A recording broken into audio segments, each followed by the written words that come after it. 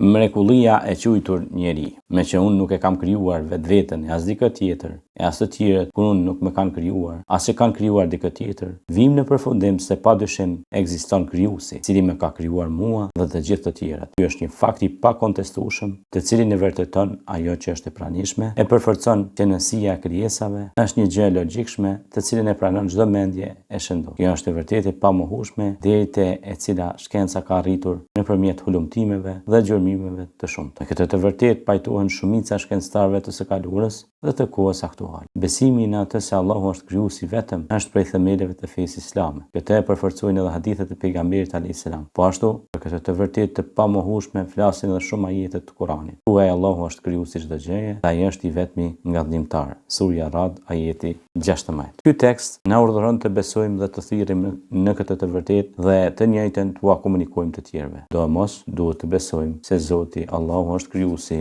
i çdo gjëje. Këtë duhet t'ua përcjellim njerëzve dhe t'i këshillojmë që edhe ata t'ua përcjellin të tjerëve. Ne duhet të kërkojmë për atyre, të cilëve ua përcjellim këtë të vërtetë, të përmbahen normave të krijuesit dhe t'i predikojnë ato. Pra s'ka dyshim se ekzistenca e krijuesit, i cili ka kriju dhe krijon çdo gjë, është gjë logjike, të cilën e ka konfirmuar edhe diturit e ndryshme. Lidhur me këtë, flet edhe Kurani, në fjalët të cilit nuk dyshohet. Allahu udhëzon njeriu drejt asaj që është e kuptueshme, e urdhon të studiojë dhe të mendojë sipas mundësive të veta rreth asaj që ai e ka kriju. Metodat hulumtuese të njeriut janë të kufizuara. Njeriu takon çdo ditë qindra njerëz, e sa është i madh numri njerëzve të cilët i sheh dhe i takon gjatë jetës së vet. A mos ka ndodhur ndonjëherë të takojë dy njerëz të njëjtë në fizionomi, në të folur, sjellje, kulturë. Pra bëhet fjalë për dallueshmëri dhe ndryshueshmëri ndërmjet njerëzve në çdo pikpamje, në ngjyrën e syve, në formën e gojës, në fytyrë e tjerë. Këto ndryshime ekzistojnë te qindra mijëra dhe miliona njerëz. Veç është e ditur se numri i banorëve sot arrin në 5 miliardë gjysmë. E po që sa atyre u ashtojmë numrin e njerëzve që kanë kaluar dhe atyre që do të vinë në të ardhmen, numri i tyre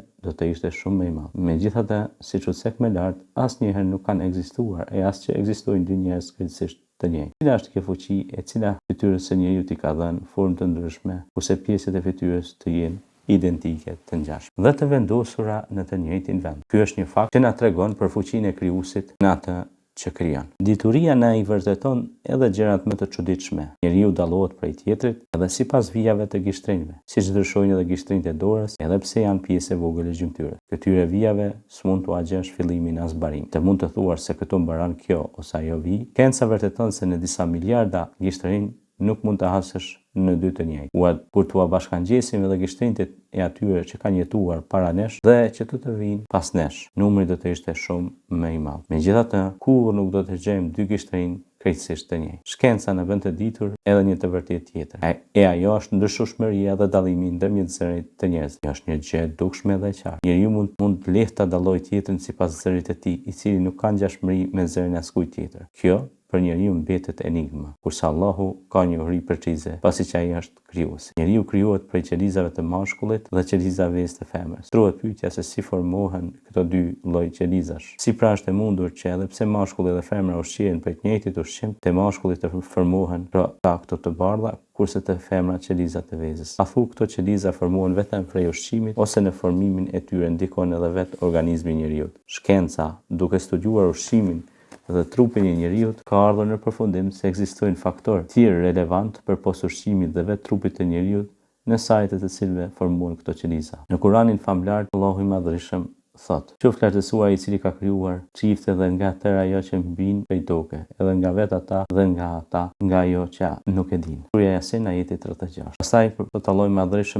"Awalam yara al-insanu anna khalaqnahu min nutfatin fa idha huwa khasimun mubin." Nuk e ka parë njeriu pe çfarë është kriju pra pe një pikë të vogël, ndonse ai u bë kundërshtar i hap. Njeriu nuk e di se si është krijuar e as që do ta di në përgjithësi, kurse Allahu padyshim e di. Njeriu nuk e di si zhvillohet dhe si funksionon trupi i tij. Çdo gjë që funksionon patjetër të jetë e kurdisur prej dikujt. Televizja dhe ky funksionim vazhdojnë pa ndërprerje, por ndonjëherë pushojnë një kohë. Pastaj prapë fillon funksionimi. Po zemra e cila vazhdimisht funksionon. Mjekësia bashkëkohore me të arriturat e veta na tregon për zhvillimin e fetusit në mitrën e nënës, kalimin nëpër faza të ndryshme, procesin e krijimit të organeve, fillimin e funksionimit të tyre. Na tregon për fillimin e çuditshëm të rrahjes së zemrës. Proces ky që vazhdon të kryhet në mënyrë mahnitse, me një rregull të posaçëm, pa ndërprerje, derisa rrahjet e saj nuk ndalen deri në çastin e përcaktuar kur përfundon së rrahuri. Të gjitha përpjekjet e mjekëve dhe të shkencës së mjekësisë që këtë zemër ta riaktivizojnë nuk kanë sukses pa vullnetin e Allahut,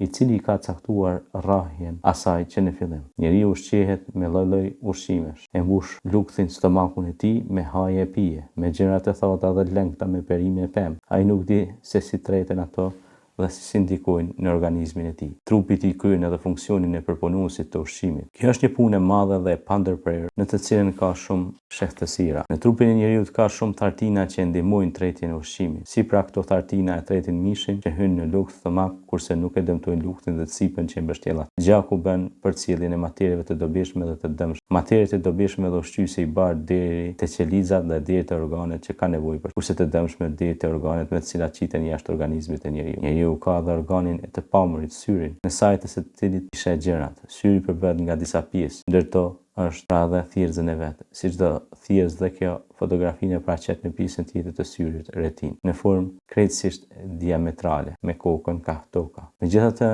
nëpërmes trurit objektet i shohim në formë të rregullt, normale. Me çfarë shpejtësie arrit kjo? Si ndodh që njeriu aq saktë i shoh gjërat me të gjitha intësirat? Në historinë njerëzore nuk ka ndodhur që njeriu të shohë njeriun ose diçka tjetër me kokën për tokë ose me këmbët ka qielli. Ky proces nuk vonohet asaj 1/1000 pjesë e sekondës. Njeriu edhe pse gjatë ditës e sheh një numër të madh figurash me detaje të shumta në mënyrë precize, bën distinksionin ndërmjet tyre. Kjo është një gjë e çuditshme dhe bindse, për të cilën njeriu pak di. Diturinë precize dhe absolute rreth saj e zotron i lartmadhëruari, krijuesi i çdo gjëje. Forma e figurës me ngjyrën e saj, madhësinë dhe detajet, tjera thehet në formën e drejtë ashtu siç është. Edhe kjo është një mrekulli. Mbamendja e njeriu të regjistron ngjyrën, madhësinë, emrin dhe formën e sendit. Kur njeriu dëshiron të përkujtojë një emër ose formë të diçkaje, mendon pak, pastaj i paraftyrohet, i kujtohet dhe njohuria për atë send arrin e trurin. Kur i humbet nga memoria ose nuk i kujtohet sendi, emri dhe forma e tij, kjo do të thotë se njëjti është fshehur diku në ndonjë pjesë të trurit. Obduksionistët, pasi që e kanë analizuar dhe studiuar kufimin e njeriu, kanë përfunduar se nuk ka vende të posaçme në trup për të mbajtur mend. Pra ku gjenden dhe si ruhen të gjitha ato njohuri dhe dituri, të cilat njeriu i mban mend, duke u nisur prej emrit të vet, emrit të nënës, babait dhe dhëna tjera, ngjarjet, rastet dhe gjërat nga e kaluara. Njeriu për këtë nuk ka njohuri,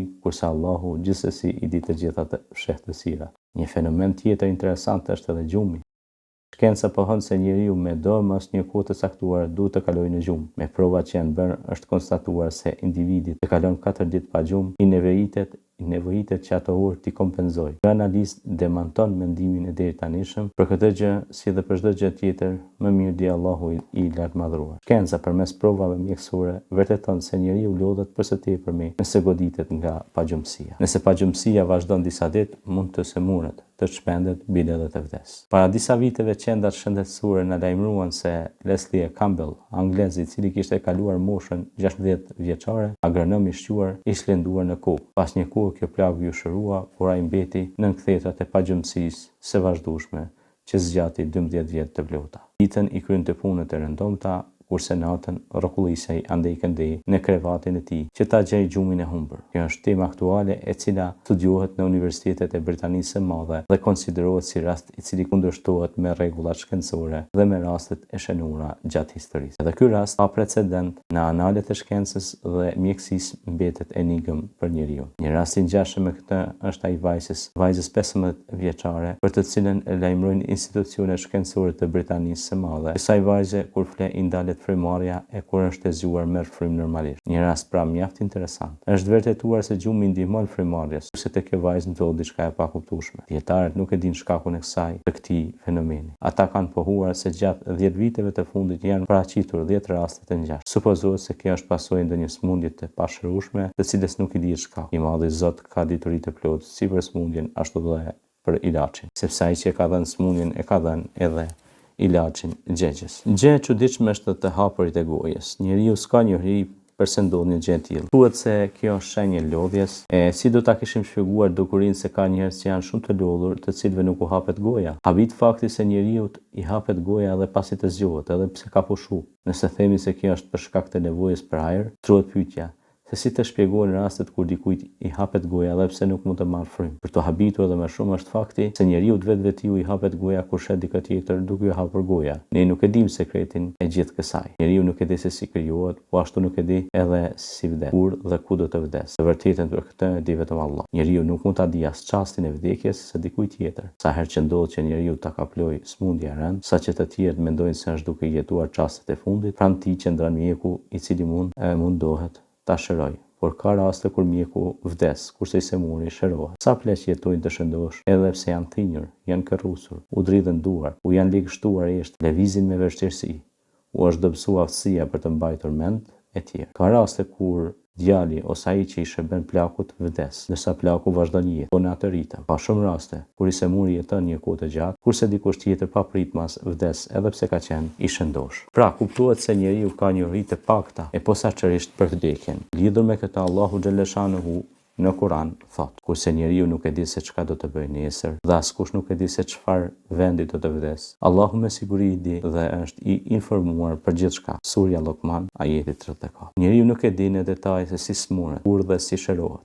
Edhe vetë mjekët, të cilët munduan të gjejnë shkaqet e smundjes dhe mënyrën e shërimit, pranojnë se mendimet e tyre janë vetëm hipoteza dhe se vetëm Allahu është i gjithdijshëm. Dietarët janë dakorduar se trupi e shëron vetveten, mirë po ata nuk e dinë se ç'ndodh në brendësinë e tij. Kjo është një nga fshehtësitë e çuditshme. I vërejmë gjurmët dhe rezultatet e punës së trupit dhe konstatojmë se kjo është një enigëm. Çdo herë dietarët zbulojnë në këtë sferë diçka të re, bindën personalisht se nuk kanë njohuri për atë që ndodh. Institucionet shkencore para disa viteve publikuan se dietari gjerman Joseph Foster ka arritur deri te zbulimi i çuditshëm në lidhje me atë se në trupin e njeriu ekziston diç në formë të instrumentit alarmues që i pengon smundje. Fosteri ka arritur të njohë rezultatin, por nuk ka arritur të mësojë se në mënyrë i njëjtë e kryen këtë funksion. Me këtë rast, dietari në fjalë ka mbetur i fascinuar dhe i bindur në fuqinë e Allah. Ajo të cilën mjekët e konsiderojnë për ilaç është vetëm një përpjekje e tyre që të nxisin trupin të funksionojë në mënyrë të duhur. Vetëm Allahu zotron diturinë absolute. E ka krijuar njeriu dhe vetëm ai njeh brendësinë dhe fshehtësitë e tij deri në imtësira. Sa nevojë të madhe ka njeriu për krijuesin? Ai e di se ç'është e dobishme për krijesen. Njeriu, atë ja ka caktuar si detyrë të domosdoshme, farz, ndërsa ç'është e dëmshme për të, ja ka bërë të ndaluar, haram. A nuk e di ai i cili e ka krijuar dhe që njeh çdo send në hollësi? Surja Mulk, ajeti 14.